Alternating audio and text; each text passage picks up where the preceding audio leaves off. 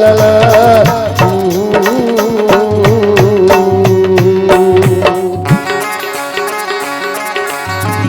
अर्जी करत हूँ मैं विनती करत हूँ मैं अर्जी करत हूँ मैं विनती करत हूँ मैं हाथे ला जोड़ जोड़ी मैं मनावा मनावा देवा गौरी के लाला गण राजा मनावा देवा गौरी के लाला गण राजा रिद्धि सिद्धि के दाता ज्ञान बुद्धि के विधाता रिद्धि सिद्धि के दाता ज्ञान बुद्धि के विधाता पहली सुमर में मैं तुर गावा मैं गावा देवा विघ्न बाधा के तय हरैया मैं गावा देवा विघ्न बाधा के तय हरैया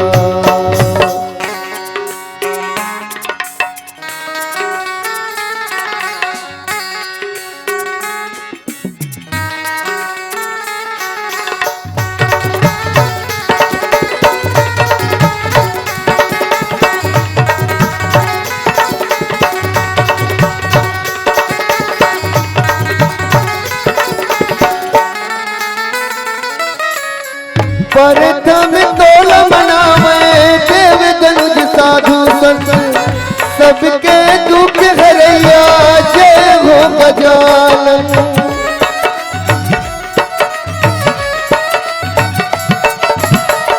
प्रथम तोल मनावे देव दनुज साधु संत सबके दुख हरैया जय हो गजानन गौरी के बेटा दुलारे सबके विपत लतारे गौरी के बेटा दुलारे सबके विपत लतारे आगे मोर हृदय माँ समाजा सुन ले गण राजा आगे मोर हृदय माँ समाजा सुन ले गण राजा आगे मोर हृदय माँ समाजा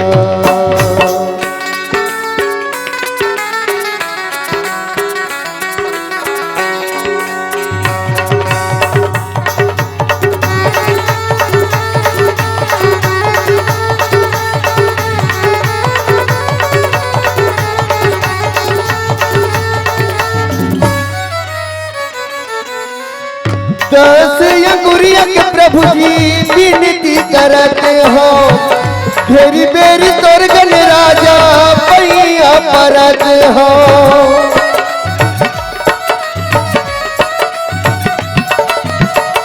दस अंगुरिया के प्रभु जी विनती करते हो घेरी बेरी तोर गण राजा पैया परत हो भूलो भटकाओ झन में देवी सहारा जय भूलो भटकाओ झन में देवी सहारा जय बीच मझधार माझन फसो नहका बेदीवा बीच मझधार माझन फसो नहका बेदीवा बीच मझधार माझन फसो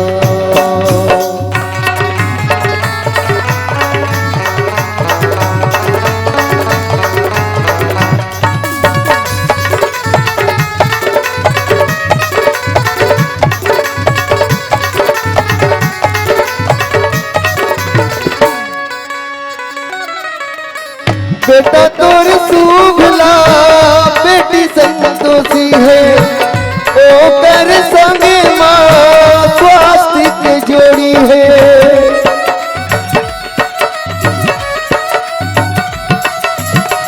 बेटा तोर सुभला बेटी संतोषी है ओ कर संगे माँ स्वास्थ्य के जोड़ी है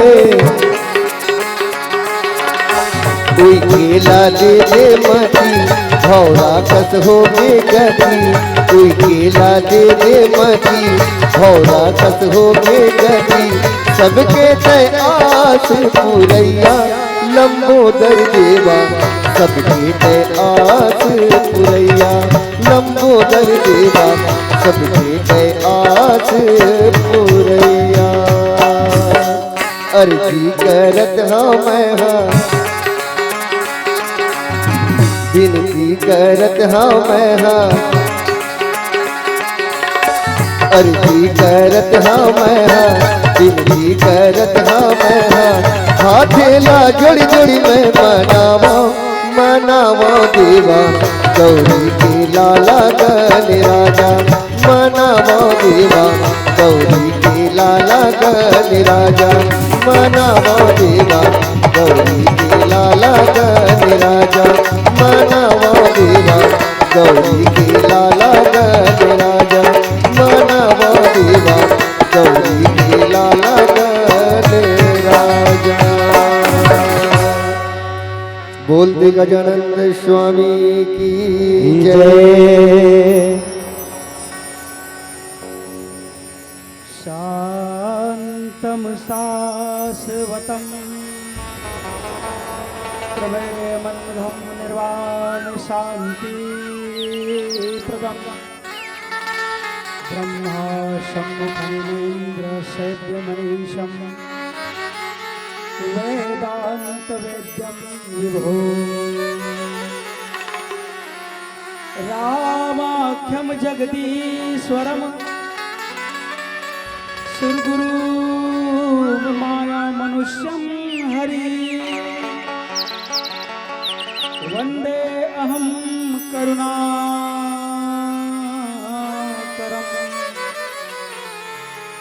रघुवरं भूपाल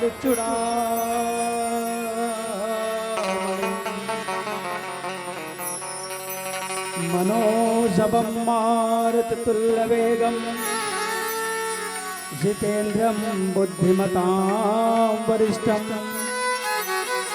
वातात्मजं वानरयुद्धमुख्यं श्रीरामदूतं शरणं प्रपद्ये।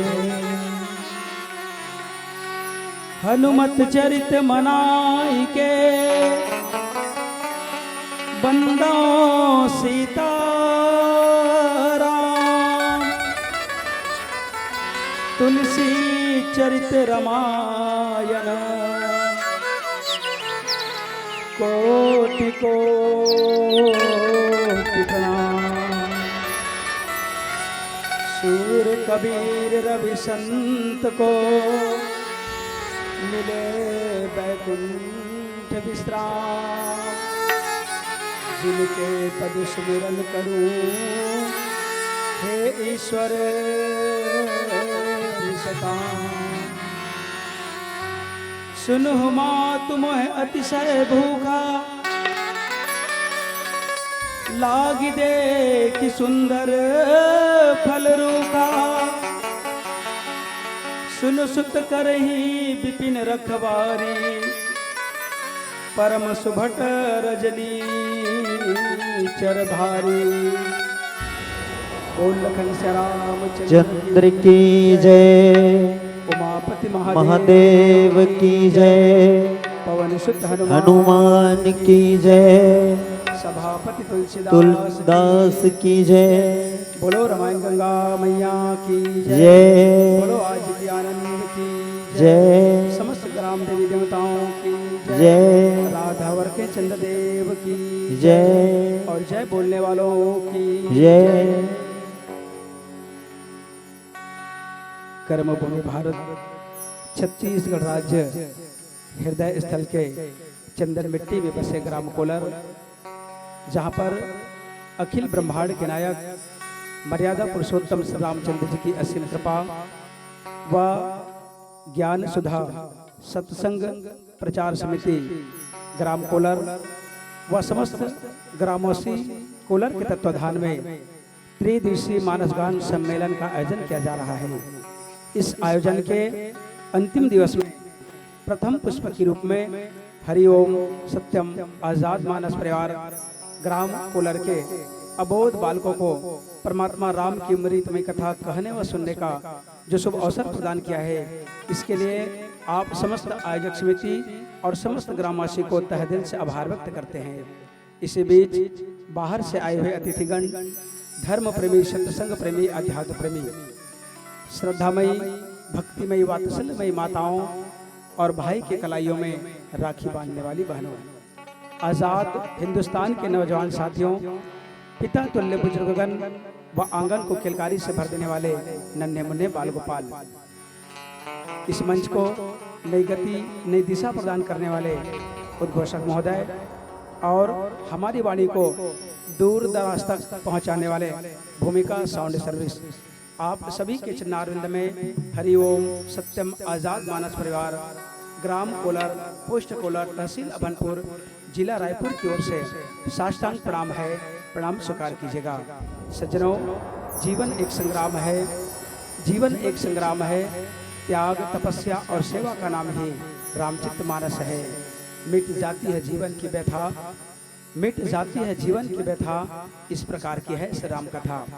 जिस राम कथा को आपने इस चौथे काल, कोरोना काल में अपने ग्राम में उतारने का प्रयास किया है, यह वाकई में बहुत ही खुशी की बात है। आइएगा, आप सभी के बीच रामचित्त मानस के पंचम सोपान सुंदरकांड, दोहा क्रमांक 16, चौपाई क्रमांक 7 पर हम सब मिलकर के सिर्फ और सिर्फ चर्चा करने का प्रयास करेंगे।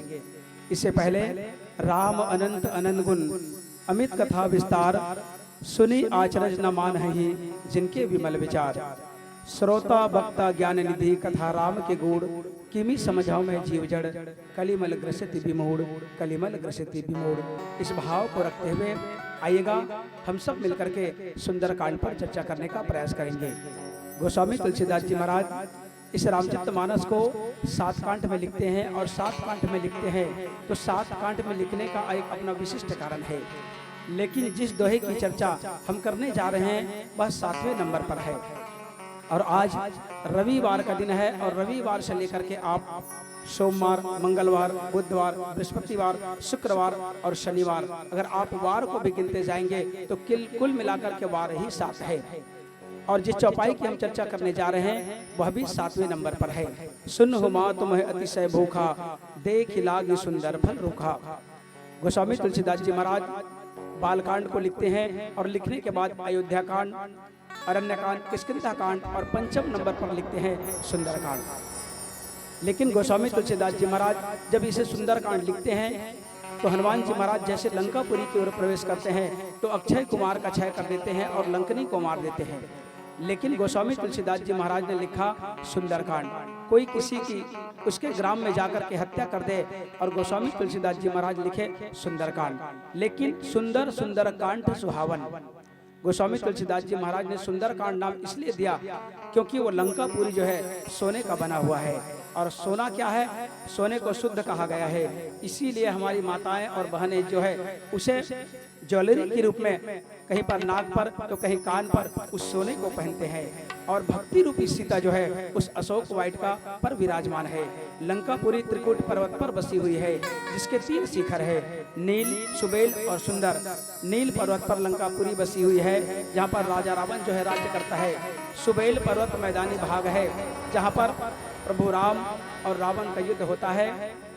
और सुंदर शिखर पर अशोक वाटिका विराजमान है, जहाँ पर भक्ति रूपी सीता जो है विराजमान है।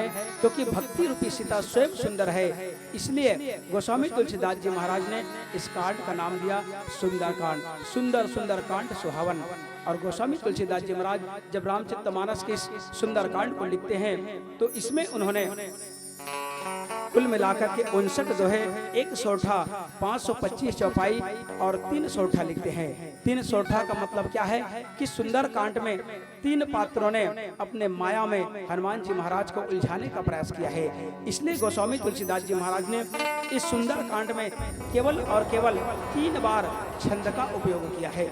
हनुमान जी महाराज लंकापुरी की ओर जब प्रवेश करने वाले होते हैं तो इससे पहले भगवान राम कहते हैं कि हे हनुमान, आपको भी सीता का पता लगाने के लिए जाना है। तो हनुमान जी महाराज ने कहा कि प्रभु, मैंने आज तक उस भक्ति रूपी सीता को देखा नहीं है। अगर मैं देख भी लूं, पहचान भी लूं, तो मैं कैसे जानूंगा कि यही माँ सीता है। भगवान राम ने कहा कि पुत्र, अगर तुम सीता को ढूंढने के लिए जा रहे हो तो लो, एक मुद्रिका लो। भगवान राम उनको मुद्रिका देते हैं और मुद्रिका दे करके हनुमान जी महाराज को जब भेजते हैं तो हनुमान जी महाराज के साथ हनुमान जी महाराज, जामवंत जी महाराज, मयंक, द्विविद और सुसेन और जामवंत जी महाराज जो है माता सीता का पता लगाने के लिए जाते हैं। उससे पहले पहचान के रूप में एक अंगूठी दी जाती है और उस अंगूठी में क्या लिखा है? उस अंगूठी में राम लिखा हुआ है। और सुंदर कांड इसलिए नाम दिया गया क्योंकि गोस्वामी तुलसीदास जी महाराज ने इस सुंदर कांड में 8 बार सुंदर शब्द का उपयोग और 8 बार माधु शब्द का उपयोग किया गया है और 8 जिसे काट कहा गया है। हनुमान जी महाराज उस 8 को भी अर्थात 100 योजन समुद्र 400 कोस समुद्र को प्रभु मुद्रिका में ली मुख माही जल दिलांग गए अचरज नाही। और हनुमान जी महाराज अनायास ही उस मुद्रिका को मुख में रख करके उस 100 योजन समुद्र को पार कर जाते हैं। भगवान राम ने कहा कि सीता का पता लगाने के लिए जाइए, लेकिन आपके समक्ष 1 महीने का समय है। और हनुमान जी महाराज जो है भगवान राम के बातों को मान करके अपने वानर सेना को लेकर के आगे की ओर जब बढ़ते हैं, आगे की ओर जब बढ़ते हैं तब 15 दिन बीतने के बाद उनको प्यास लगती है। लाग तृषा अतिशय अकुलाने, जितने भी वानर सेना है हनुमान जी के साथ उनको प्यास लगने लगी और प्यास लगने लगी। तब हनुमान जी महाराज ने सोचा कि इस व्यावन जंगल में पानी कहाँ से मिलेगा, जल कहाँ से मिलेगा। हनुमान जी महाराज कूद करके एक पर्वत पर चढ़ते हैं और एक पर्वत पर चढ़ने के बाद वो देखते हैं कि पानी कहाँ मिलेगी। तब एक पर्वत के समीप एक पक्षीगण जो है करला कर रहे हैं, पक्षीगण जो है आकाश में उड़ रहे हैं। और आप जान लीजिएगा कि जहाँ पर पक्षी का करला हो, जहाँ पर पक्षीगण आकाश मार्ग में उड़ रहे हो, निसंदेह वहाँ पानी जरूर मिलेगी। और इस बात को हनुमान जी महाराज समझ जाते हैं और समझ करके हनुमान जी महाराज अपनी वानरी सेना को लेकर के समीप जाते हैं। समीप जाते हैं तो क्या देखते हैं कि वहां पर एक तपोपुंज स्वयं प्रभा जो है श्रापित होकर के एक गुफा में, जिस 4 गुफा का नाम दिया गया है, उसे मन की गुफा में स्वयं प्रभा जो है विराजमान है और तपस्या कर रही है। हनुमान जी महाराज जाते हैं और जा करके प्रणाम करते हैं कि माँ हमें प्यास लगी है।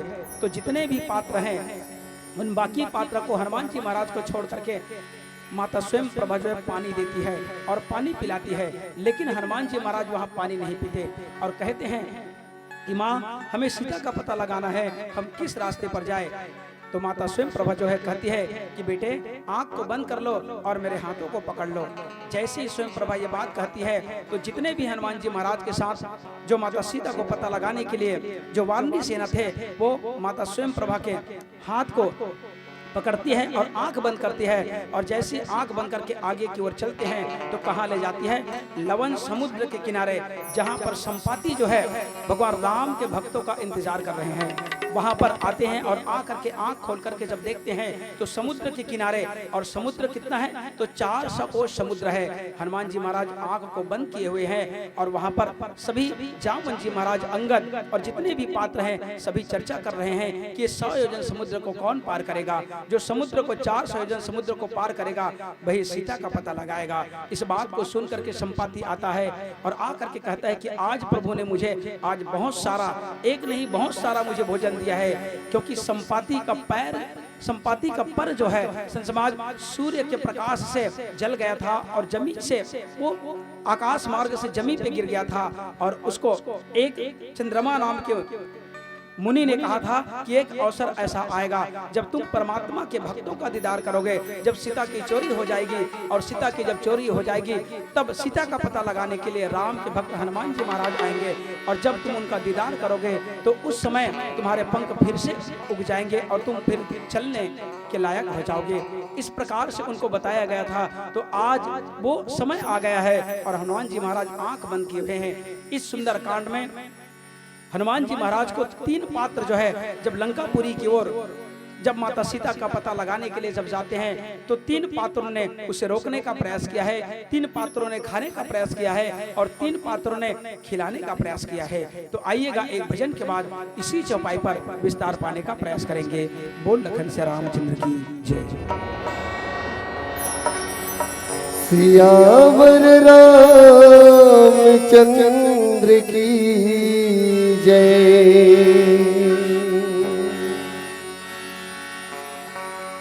श्री राम जानकी बैठे हैं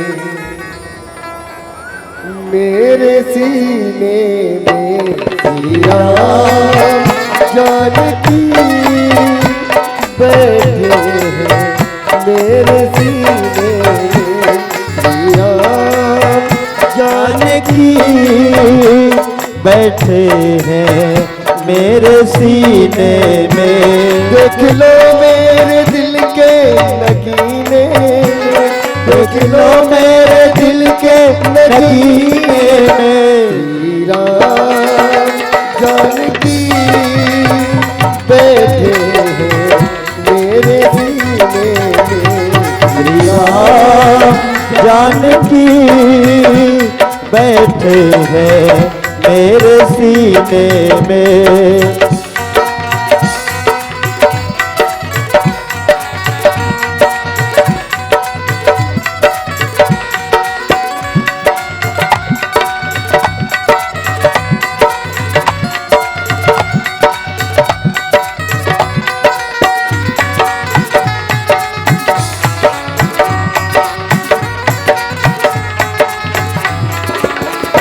राम रसिया हूँ मैं राम सिमरन करूँ। सिया राम का सदा ही मैं चिंतन करूँ। राम रसिया हूँ मैं राम सुमिरन करूँ। सिया राम का सदा ही मैं सुमिरन करूँ। सच्चा आनंद है, सच्चा आनंद है ऐसे जीने में। सच्चा आनंद है ऐसे जीने में। श्री राम जानकी बैठे हैं मेरे सीने में। श्री राम जानकी बैठे हैं मेरे सीने में। श्री राम।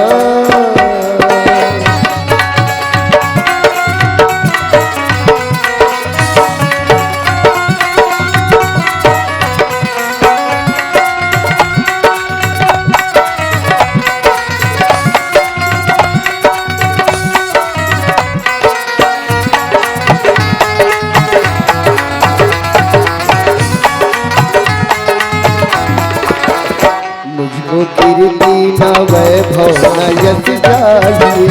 राम के नाम का मुझको रस चाहिए।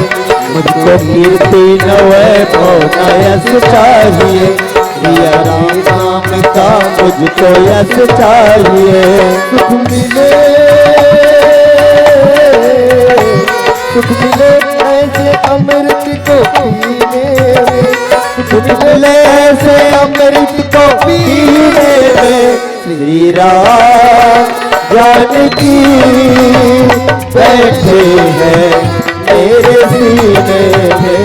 श्री राम जानकी बैठे हैं मेरे सीने में। श्री राम।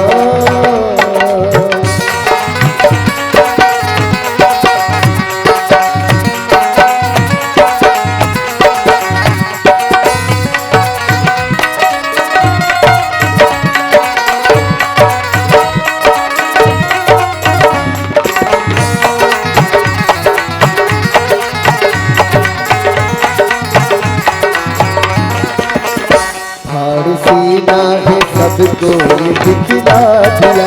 भाई मस्ती है बेधड़क ये दिखला दिया। हार सीना है सबको ये दिखला दिया।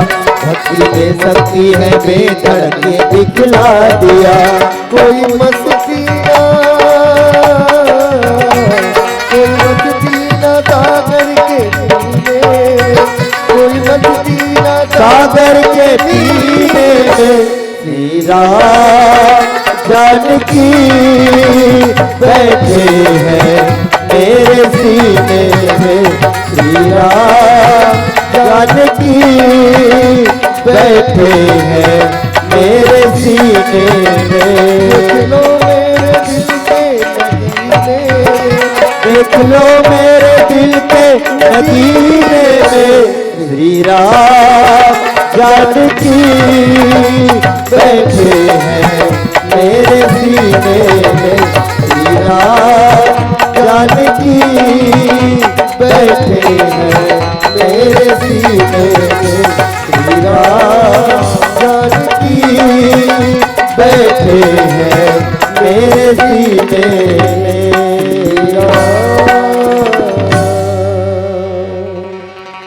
बोल बजरंग बली की की जय।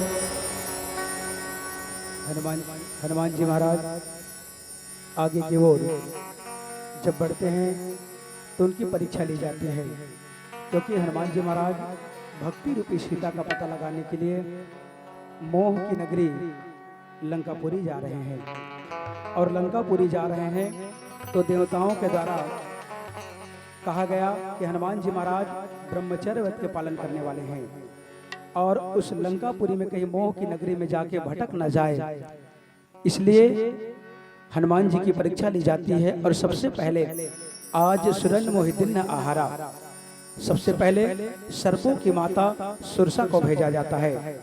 कहा भी गया है कि ऊपर जिसका अंत नहीं उसे आसमां कहते हैं, ऊपर जिसका अंत नहीं उसे आसमां कहते हैं, और जहां में जिसका अंत नहीं उसे माँ कहते हैं।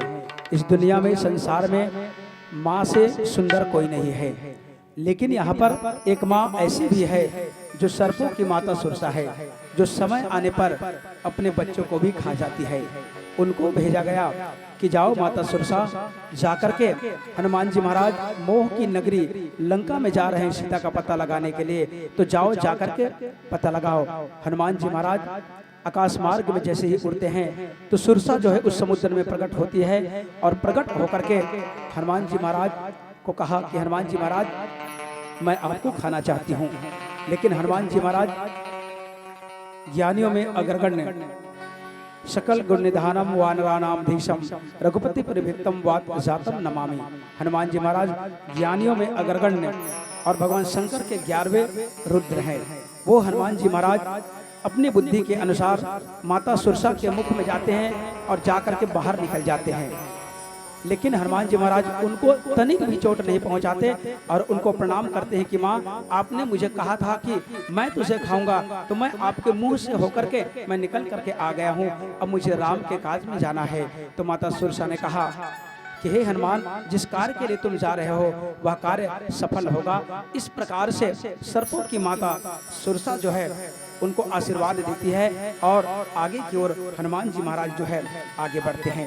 उसके बाद लंकनी जो है आती है और लंकनी भी उनको खाने का प्रयास करती है, लेकिन लंकनी जो है समाज उनको भी आशीर्वाद देती है और आशीर्वाद दे करके कहती है कि आप जाओ, आपका कार्य जो है पूर्ण होगा।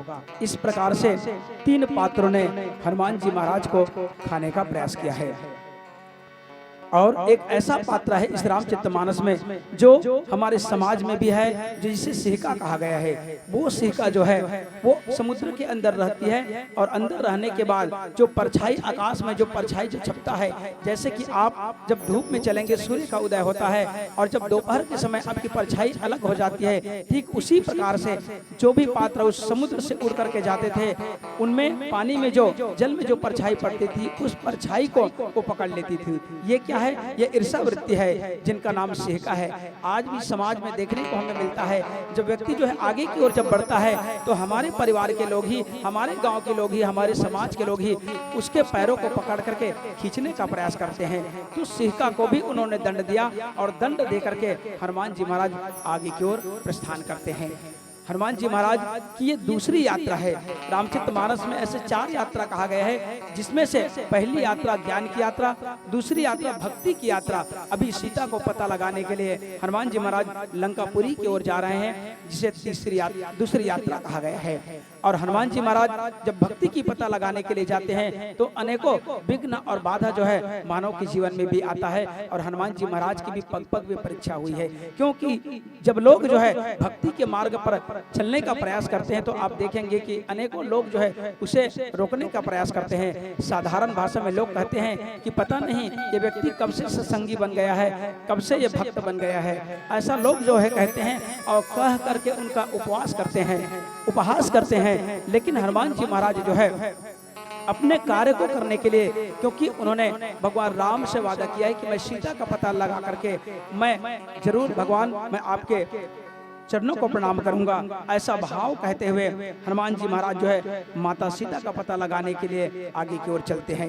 कहने का तात्पर्य है कि जब हनुमान जी महाराज सीता का पता लगाने के लिए जाते हैं और हनुमान जी महाराज जब सुंदर कांड को लिखते हैं तो चौपाई से लिखते हैं। चौपाई का मतलब क्या है कि चौपाई का मतलब है कि आप चलते रहिएगा, जब तक आपका कार्य पूर्ण ना हो जाए तब तक आप चलते रहिएगा और जब आपका काम हो जाए तब आप रुकिएगा। दोहा रोकने के लिए कहता है, रुकने के लिए कहता है, और छंद जो है छांदने और बांधने का काम करता है, और संसमाज चौपाई जो है चलने का काम करता है। ठीक इसी प्रकार से हनुमान जी महाराज सोचे हैं कि जब तक भगवान राम का कार्य पूर्ण नहीं होगा तब तक मैं रुकने वाला नहीं हूँ। इस प्रकार से हनुमान जी महाराज आगे बढ़ते हैं। मैनाक पर्वत भी प्रकट होता है, और मैनाक पर्वत जब प्रकट होते हैं तो उन्होंने कहा कि हे हनुमान, आप 100 योजन समुद्र को पार करने वाले हैं, आपसे मेरा निवेदन है कि आप विश्राम कर लीजिएगा।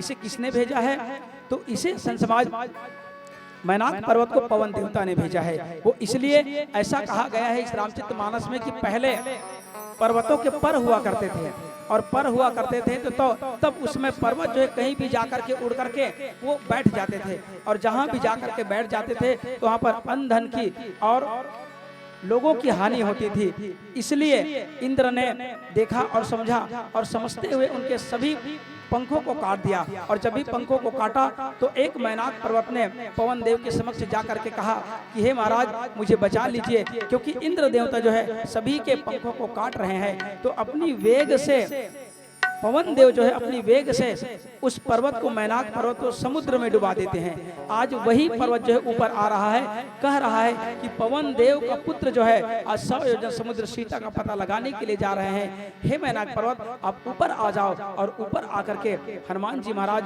को विश्राम दो, अर्थात उनकी परीक्षा लो। लेकिन हनुमान जी महाराज ने उनको कुछ कहा नहीं। उन्होंने क्या किया?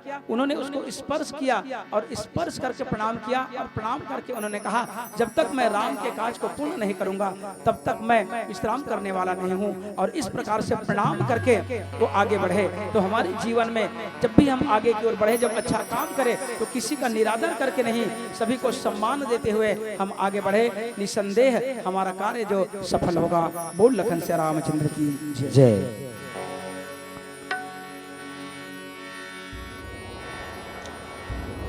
सियावर रामचंद्र की जय।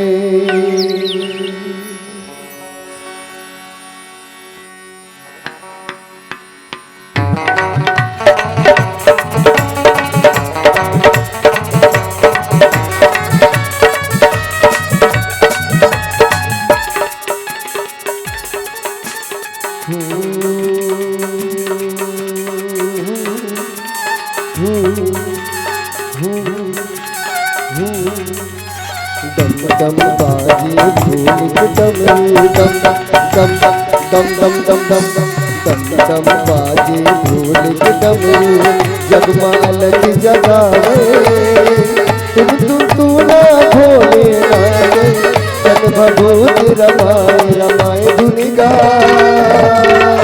श्री राम की रमाए धुनि गा श्री राम की बम भोलेनाथ भंडारी बम बम बम बम बम बम बम बम भोलेनाथ भंडारी जय हो गैरी पुरारी माथे में चंदा सोहे भोले को जटा के गंगा धारी दीवाना भोला गा श्री राम की दीवाना भोला गा श्री राम के नाम।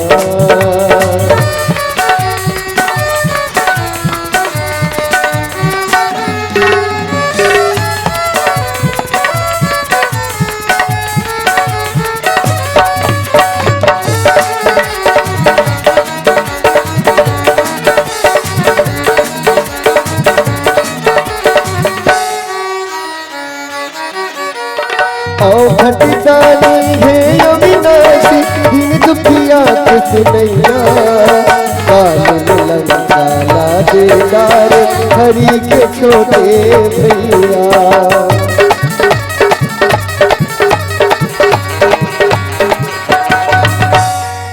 भटकानी है अविनाशी दिन दुखिया के सुनैया।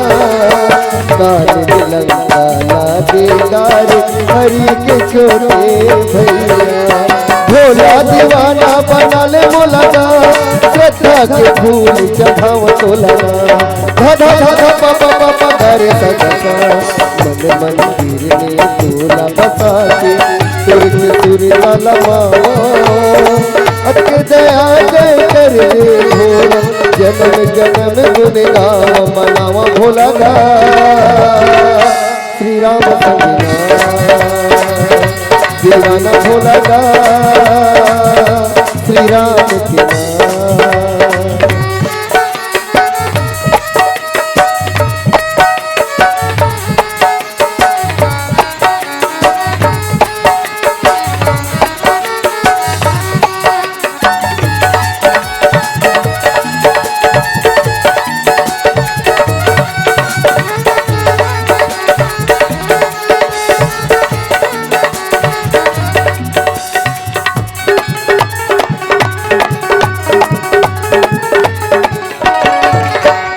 दीनानाथ दिगंबर भोले तीन लोक के स्वामी। राम नाम के जय जपैया कई थे संतौ ज्ञानी।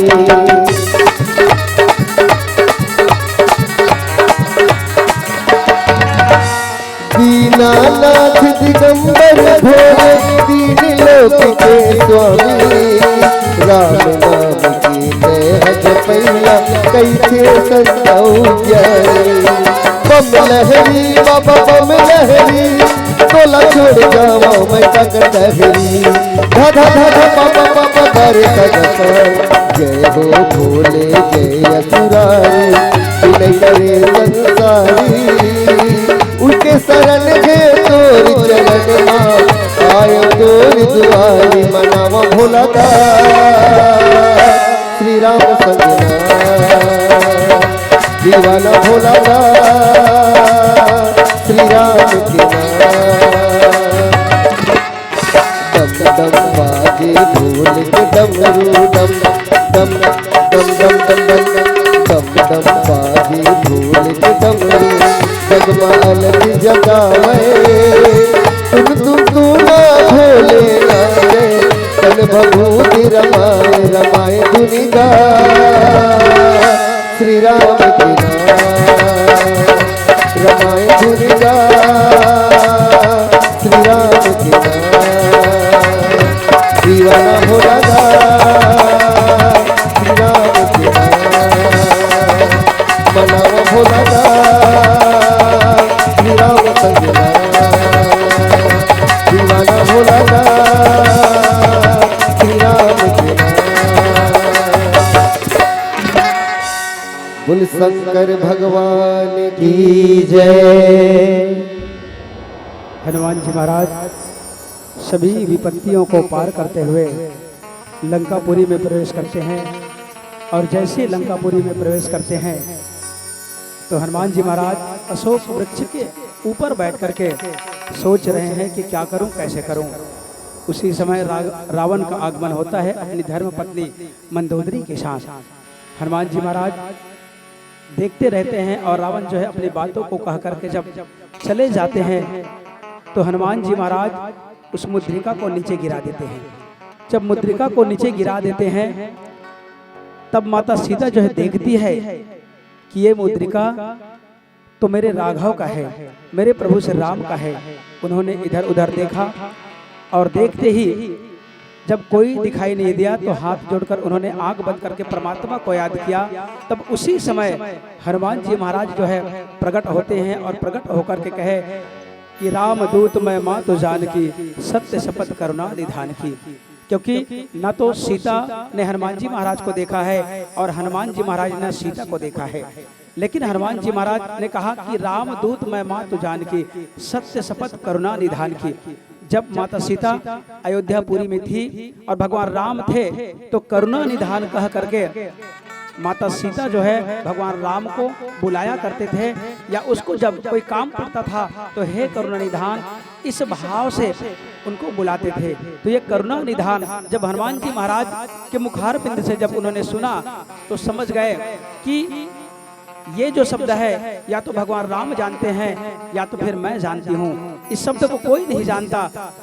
तो माता सीता जो है समझ जाती है कि निसंदेह ये भगवान का ही भक्त है। और हनुमान जी महाराज से फिर चर्चा होती है, और चर्चा होने के बाद माता सीता जो है उसे पुत्र के रूप में अंगीकार करते हैं और उसे आशीर्वाद देते हैं। अष्ट सिद्धि नवनिधि कर दाता, असबर दीन जानकी माता। माता जानकी जो है हनुमान जी महाराज को अष्ट सिद्धि और नौ निधि के उसे आशीर्वाद देते हैं। और देने के बाद फिर उसके बाद सुन हो माँ तुम है अतिशय भूखा, लाग देखी सुंदर फल रूखा, सुन सुत कर ही विपिन रखवारी, परम सुबट नीचल भारी। हनुमान जी महाराज का कार्य जब पूर्ण हो गया, सीता को उन्होंने देख लिया और भगवान राम का दिया हुआ अंगूठी भगवान राम को जब दे देते हैं तब उनका कार्य पूर्ण हो गया। वो कैसे कि भगवान राम ने सीता का पता लगाने के लिए हनुमान जी महाराज को भेजे हैं। तो कार्य पूर्ण होने के बाद हनुमान जी महाराज ने कहा कि माँ मुझे भूख लगी है, सुन हो माँ तुम है अतिशय भूखा, देख लागी सुंदर फल रूखा। हनुमान जी महाराज बहुत दिनों से भूखे हैं, लगभग उन्होंने 28 दिनों तक उन्होंने भोजन नहीं किया है, इसलिए अतिशय भूखा। गोस्वामी तुलसीदास जी महाराज ने लिखा अतिशय भूखा, बहुत जोरों से हनुमान जी महाराज को भूख लगी है। माता सीता ने कहा कि हे पुत्र तुम्हें भूख लगी है तो इस अशोक वाटिका में अनेकों अच्छे अच्छे फल फले हुए हैं, लेकिन एक निवेदन है कि आप जो जमीन पे जो गिरे हुए फल होंगे उसको कभी मत खाना। क्यों? पता नहीं उसे किस जीव ने चख लिया है। हो सकता है सर्प बिच्छू ने अगर डंक मारे होंगे तो अगर उस फल को आप खाओगे तो फल विषाक्त हो गया है। हो सकता है कि आपकी तबीयत खराब हो जाए, यहाँ तक आपकी मृत्यु भी हो सकती है। इसलिए ये माया की नगरी है, पता नहीं माया से फल की उत्पत्ति रावण ने कर दिया होगा। इसलिए आप उस वृक्ष पर चढ़े और चढ़ करके क्या करेंगे, सबसे पहले उस वृक्ष पर चढ़ना और चढ़ने के बाद उस वृक्ष को अच्छे से हिलाना। आप मन देखो कि बेंद्रा जो है जब पेड़ में जब चढ़ते तो क्या करते, ए डाली ले ओ डाली, ओ डाली ले ओ डाली, वो कूदते और जब तक पके हुए जो फल रहते वो गिर जाते। समाज जो एकदम पक जा रहे थे वो फल गिर जाते, और जे हाँ मैल छड़ा रहे वो कतको हला ले वो गिरने वाला नहीं है। तब माता सीता की हिस की बेटा पेड़ में चढ़बे और चढ़ के मनमाड़े हिलावे की हिस, और नीचे में जो फल है ओला मत खाबे, वो विषाक्त हो गए। पता नहीं कौन से जीव ओला भक्षण कर रहे या चोंच मार दे है। ओकर बाद किस की हिलाबे और हिलाए के बाद जे फल गिर जही ओला छोड़ देबे, और जे अधपका होई जेला छत्तीसगढ़ी में कहते मैल छड़ा होई वो फल ला तोड़बे और ओला खाबे, और जब ओला खाबे तब तो शरीर ला शक्ति मिली। ऐसे माता सीता जो है किस और हनुमान जी महाराज जो है पेड़ में चढ़े के बाद हिलाए के बाद जो एकदम पक गेरी से, और जो ज्यादा फल पक जाए रहते उमा कीड़ा हो जाते। आप देखो हो तो कभी कभी फल ला ज्यादा पके हुए फल ला नहीं खाना चाहिए, और ज्यादा अगर कच्चा फल ला खाबे तो हो सकते कि खांसी भी आ जाए, तबियत खराब हो सकते। एकर से किस की अध पका फल ला ते खाबे और अध पका फल ला ते खाबे तो तोला शक्ति मिली। हनुमान जी महाराज उसने करिस, पेड़ में चढ़िस, पेड़ में चढ़ करके संत समाज वो हिलाइस, और हिलाए के बाद जो अध पका फल है बोला हनुमान जी महाराज जो है ग्रहण करिस। तो सबसे पहले स्वयं प्रभा जो है बोला फल दिस लेकिन ग्रहण नहीं करिस, मैनाक पर्वत घलो ओला स्थान दिस फल दिस लेकिन ग्रहण नहीं करिस, लेकिन खिलाए के काम करिस। और तीसरा पात्र ए लंकापुरी में माता सीता जो है हनुमान जी महाराज ला फल दिस, ओकर कार्य पूरा होइस तब हनुमान जी महाराज जो है फल ग्रहण करिस। और फल ग्रहण करे के बाद अपन आप ला वहा माँ के चरणारविंद में रखिस और रख करके अपन जीवन ला धन्य किस कि माँ आज आपके कृपा से आज मोर जीवन जो है धन्य होइस। ऐसे कह करके हनुमान जी महाराज अपन आप ला तृप्त माने के बाद आप देखो कि फिर ओकर बाद जीवन में आते कि व्यक्ति ला 3 ही बार भूख लगते। और हनुमान जी महाराज ला भी 3 ही बार भूख लगी। वो कैसे? तो हनुमान जी महाराज के 3 यात्रा, कोनो केस के हनुमान जी महाराज के 4 यात्रा। लेकिन मैं कहना चाहूंगा कि मानव के जीवन में 3 ही यात्रा होती है, एक ज्ञान की, एक भक्ति की और एक सत्संग की या एक शरीर की। तो पहले उन्होंने हनुमान जी महाराज ले ज्ञान को पाने के लिए, ज्ञान की भूख को मिटाने के लिए जब सुमेरु पर्वत के कंदरा में जब हनुमान जी महाराज प्रकट होते हैं, पैदा लेते हैं माँ के अंजना के गर्भ से, तो जैसे वो पैदा लेते हैं तो पैदा लेने के बाद जब बड़े होते हैं तब उन्होंने कहा कि माँ मुझे भूख लगी है। तो माँ अंजना ने कहा पुत्र ये जो सामने में दिख रहा है उसे तुम ग्रहण कर लो। सामने पे बेरी का पेड़ था, जेला बोर के पेड़ का धन बेरी के पेड़ था और सुंदर सूर्य का उदय होता है। तो सुंदर सूर्य का उदय जिस प्रकार से होता है तो लालिमा दिखाई देती है, उसी प्रकार से जब बेर पक जाते हैं तो सुंदर सूर्य का उदय होता है और उस समय उसके सूर्य के प्रकाश को देखेंगे सुंदर लालिमा दिखाई देती है। तो उसी समय उस पर्वत के समीप बेर का वृक्ष था। तो हनुमान जी महाराज को कहा कि इसे खा लो। तो हनुमान जी महाराज ने सोचा कि माँ ने सूर्य को ग्रहण करने के लिए कहा है, इसलिए हनुमान जी महाराज अपने वेग से उड़ते हैं और वेग से उड़ने के बाद सूर्य को अपने मुख पर ले लेते हैं। वो क्या है? वो ज्ञान की भूख है। और हनुमान जी महाराज ने सूर्य को पहले ज्ञान के रूप में उन्होंने ग्रहण किया और जब ग्रहण करते हैं तब उन्होंने क्या किया? जब ज्ञान को पाने के लिए हनुमान जी महाराज आगे बढ़ते हैं, सूर्य को मुंह पर रख लेते हैं तो इंद्र के द्वारा उसको प्रहार किया जाता है। ये पहली भूख है। और दूसरी भूख फिर हम देखते हैं कि जब माता सीता का पता लगाने के लिए हनुमान जी महाराज इस लंकापुरी पर जाते हैं तो 3 पात्रों ने उसे खाने का प्रयास किया है। आइएगा एक भजन के बाद इसी चौपाई पर हम चर्चा करेंगे। नीचे लखन सिया रामचंद्र की जय। हरि नाम तैह गाले दीवाना।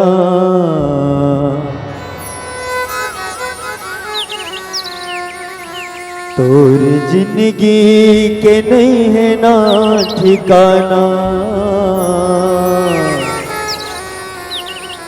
तोर जिंदगी के नहीं है ना ठिकाना।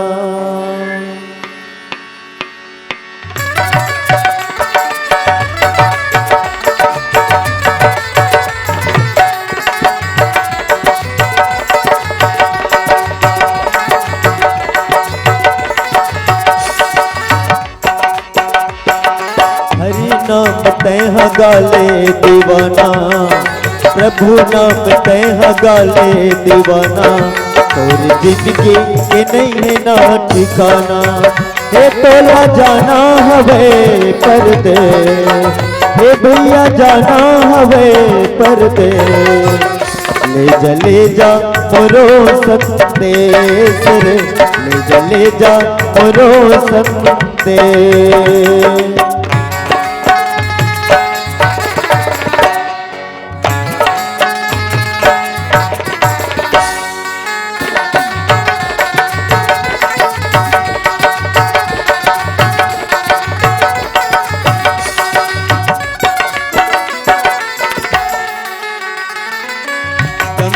सागर तोर हाड़ा लाल जाही।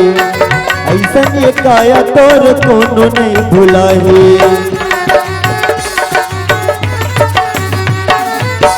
गंगा सागर तोर हाड़ा लाल जाही।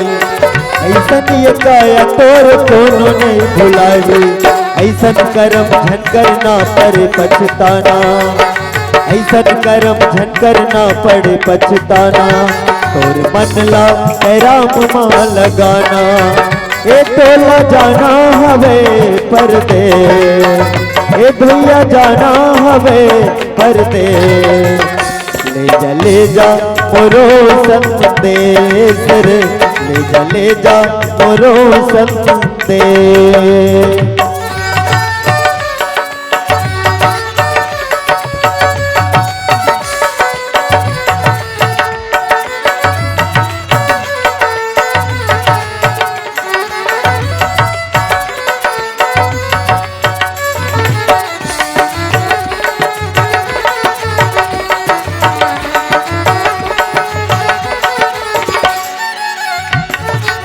आही बुढ़ापा अमराज ले जाही, सब संगवारी देखत रह जाही।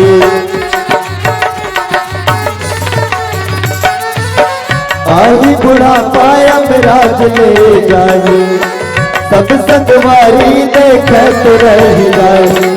चरच दिन पे जिन गानी झनित राना, चरच दिन पे जिन गानी झनित राना।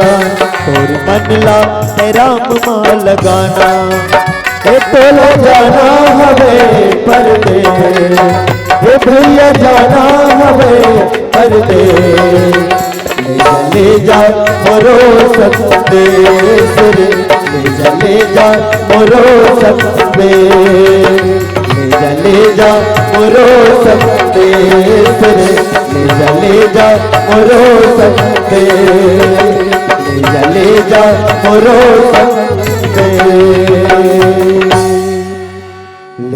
ले जा मोरो संदेश।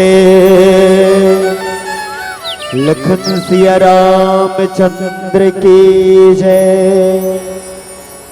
हनुमान जी महाराज की दूसरी यात्रा भक्ति की यात्रा, अर्थात सीता को पाने का प्रयास। लेकिन वहाँ भी जब सीता को पाने का प्रयास किया जाता है, भक्ति की खोज की जाती है, तो 3 पात्रों ने उसे रोकने का प्रयास किया है। और भक्ति कैसे मिलेगी? तो भक्ति को खोजा नहीं जाता, भक्ति किया जाता है, तब कहीं जाकर के परमात्मा की प्राप्ति होती है। हनुमान जी महाराज की दूसरी यात्रा, क्योंकि मन जो है बंदर के समान चंचल है, और इस बंदर के समान मन को अगर एकत्रित करना है तो सिर्फ और सिर्फ भजन एक ऐसा साधन है जो मानव के मन को बांधने का प्रयास करता है, स्थिरता देने का प्रयास करता है। ये दूसरी यात्रा। तीसरी यात्रा है हनुमान जी महाराज की जीव की यात्रा। जब लंकापुरी के रणरंग में जब शेषा अवतारी भाई लक्ष्मण और मेघनाद का युद्ध होता है, तो उस समय मेघनाद के द्वारा लक्ष्मण जी महाराज को, शेषा अवतारी भाई लक्ष्मण को सांगी लग जाती है, उसे शक्ति लग जाती है। और शक्ति लग जाती है तब विचार किया जाता है कि कैसे इसकी जो मूर्छा है वह मूर्छा कैसे सजीव होगा। तो उन्होंने कहा कि इस लंकापुरी में एक सुसैन नाम का वैद्य है। सु माने अच्छा और सैन माने होता है सोया हुआ। जो सोए हुए व्यक्ति को भी जीवित कर दे उसका नाम सुसैन है। ऐसे सुसैन वैद्य को याद किया और सुसैन वैद्य आकर के कहते हैं कि एक धौलागिरी पर्वत में, हिमालय के धौलागिरी पर्वत के दक्षिण दिशा में 4 प्रकार के जो वो सजीवन बूटी है, उस बूटी को अगर ला करके कूट करके पीस करके इस लक्ष्मण को सुंघा दिया जाए, पिला दिया जाए, तो फिर वो फिर से सजीव हो जाएगा। और इस प्रकार से जैसे इस बात को रखा गया, लेकिन कहा गया, एक बात रखा गया वहां पर भी कि अगर सूर्य के उदय होने से पहले उस सजीवन बूटी को लाकर हनुमान जी महाराज को पिला दिया जाए, उसके घाव लगे हुए हैं वहां पर पिसकर लगा दिया जाए और उसे नाक में रख कर सुंघा दिया जाए, तो उनकी मूर्छा फिर से पूर्ण हो सकती है। तो हनुमान जी महाराज ने सोचा कि जितनी जल्दी हो सके मैं उस से जीवन बूटी को लाऊं। ऐसा कह करके वो सबसे पहले सूर्यदेव के समक्ष जाते हैं और जाकर के उन्होंने निवेदन किया कि हे गुरुदेव, मैं उस लक्ष्मण के लिए सजीवनी बूटी लेने के लिए जा रहा हूं, आप मेरे निवेदन जो है स्वीकार कीजिएगा। इस प्रकार से हनुमान जी महाराज जो है निवेदन करते हैं और सुबह होते ही हनुमान जी महाराज जो है वो सजीवन बूटी ला करके लक्ष्मण जी महाराज को सजीव कर देते हैं। ये जीव की यात्रा है। ये 3 यात्रा और एक यात्रा बताया गया है जिसे संसमा योग की यात्रा कहा गया है। उस योग की यात्रा में भरत भैया और विभीषण जी महाराज को लिया गया है, जो उस अयोध्यापुरी में नंदी ग्राम में एक 12 इंच का 1 फीट गड्ढा खोद करके भरत भैया जो है भगवान राम के 14 वर्ष आने का इंतजार कर रहा है। और उधर लंकापुरी में विभीषण जी महाराज जो है परमात्मा को इंतजार कर रहा है, परमात्मा को पाने का प्रयास कर रहा है। तो इसे योग की यात्रा कहा गया है। और ये 3 यात्रा तो आपको और हमको भी जीवन भर में 3 ही बार भूख लगती है। ऐसे तो हम रोज नहाते हैं, खाते हैं, वो बात अलग है, लेकिन पैदा होते ही हमें सबसे पहले जब भूख लगती है तो मितानिन के द्वारा कहा गया है कि जब बच्चा जो है माँ के गर्भ से जन्म लेकर के आता है तो उनको 1 घंटे के अंतर्गत माँ का पीला दूध उसे पिलाया जाता है। वो क्यों? वो इसलिए पिलाया जाता है क्योंकि माँ का दूध जो है गुणकारी होता है और उस पीला दूध को पिलाने से उस व्यक्ति को अनेकों प्रकार से रोगों से लड़ने की क्षमता मिलती है। ये है पहली भूख। और उसके बाद जब हम आगे बढ़ते हैं तो आगे बढ़ने के पश्चात हमें कौन सी भूख लगती है? जब हम 5 से 7 वर्ष के जब होते हैं तब हमें ज्ञान की भूख लगती है। और ज्ञान को पाने के लिए हम कहाँ जाते हैं? पाठशाला में जाते हैं। हमें गुरुजी के पास भेजा जाता है और गुरुजी के पास भेज करके हमको ज्ञान अर्जन किया जाता है। ज्ञान हमें मिलता है गुरु के माध्यम से। ये ज्ञान की भूख है। और उसके बाद बात आती है सत्संग की भूख। तो सत्संग की भूख कहाँ से मिलेगी? जहाँ पर रामचरितमानस का आयोजन हो रहा है, जहाँ पर सब लोग बैठ करके राम की चर्चा करते हैं, जहाँ पर महाभारत का आयोजन हो रहा है, वहाँ पर ज्ञान की चर्चा मिलती है। तो ये 3 प्रकार की भूख। तो संत समाज हनुमान जी महाराज को भी उनके जीवन में 3 प्रकार की भूख लगी, तन की, मन की और बुद्धि की। तन की सार्थकता के लिए, तन के कल्याण के लिए क्या चाहिए? भोजन। और भोजन कहाँ से मिलता है? तो भोजन मिलता है हमें परिश्रम करने से। और उसके बाद बुद्धि। बुद्धि की सार्थकता के लिए चाहिए युक्ति। और युक्ति कहाँ से मिलती है? तो युक्ति मिलती है ज्ञान से। और ज्ञान को पाने के लिए हमें कहाँ चाहिए? कहाँ जाना पड़ेगा? तो हमें ज्ञान को पाने के लिए हमें स्कूल जाना पड़ेगा, गुरुजी के पास जाना पड़ेगा, तब कहीं जा करके हमें ज्ञान मिलेगा। और जब ज्ञान मिलेगा तब हम समाज में, देश में अच्छे से हम चल सकते हैं। बोल लखन से रामचंद्र की जय।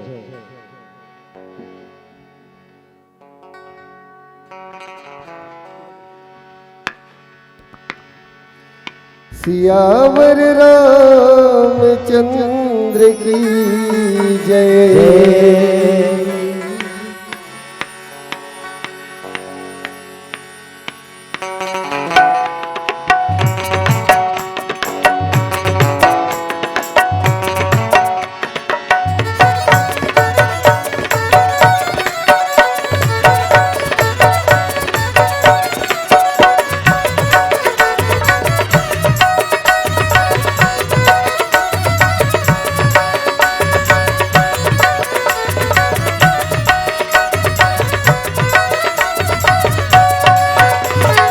गाले गाले गाले भैया भजन लगाले, गाले गाले गाले भैया भजन लगाले, मन के मनौती पावे जग कर जावे रे।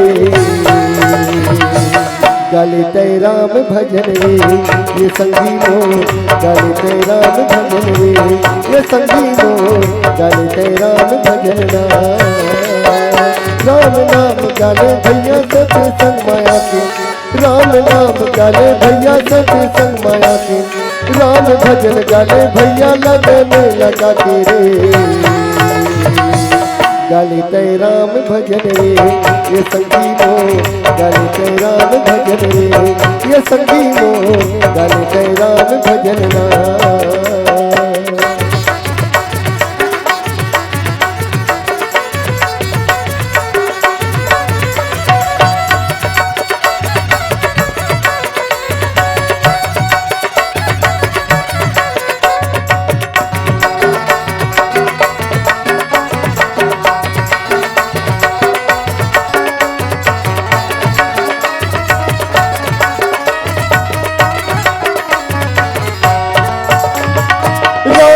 भजन कर लेते मुक्ति पावे, नहीं ते 84 के फेरा में जावे।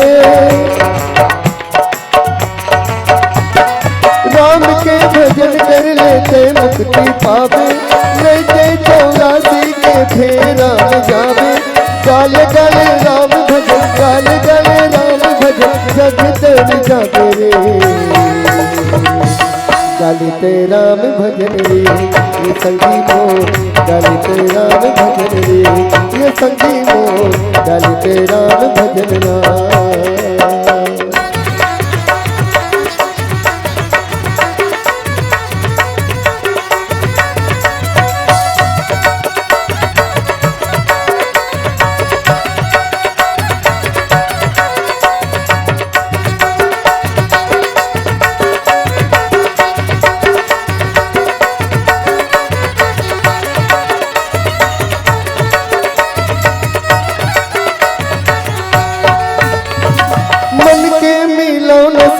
दूधनी के माया कैसे मातर हीरे तुर कंचन काया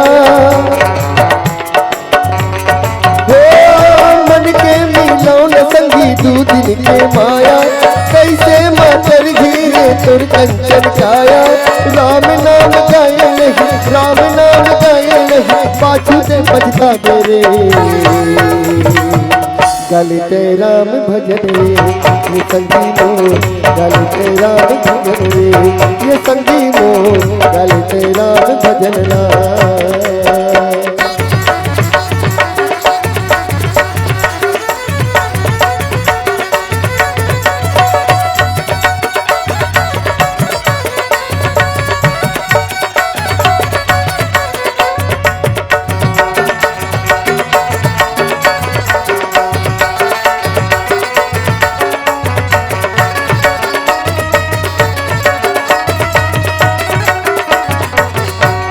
राम नाम के दुअक छड़ जगमग जगमगाए तुलसी के संग सिला पोषण हाँ बताए हो राम नाम के दुअक छड़ जगमग जगमगाए तुलसी के संग सिला पोषण हाँ बताए उइके है सुनावत हावे उइके है सुनावत हावे राम भजन का करे गलते राम भजन रे ये संगी मोर गलते राम भजन रे ये संगी मोर गलते राम भजन रा गले गले गले भैया भजन लगाले गले गले गले भैया भजन लगाले मन के मनोती पावे जग कर जावे रे गलते राम भजन रे ये संगी मोर गलते राम भजन रे ये संगी मोर गलते राम भजन रे ये संगी मोर गलते राम भजन रे ये संगी मोर गलते राम भजन रे ये संगी मोर गलते राम भजन रे ये संगी मोर गलते राम भजन रे ये संगी मोर गलते राम भजन रे ये संगी मोर गलते राम भजन रे बोल सियावर रामचंद्र चंद्र की जय।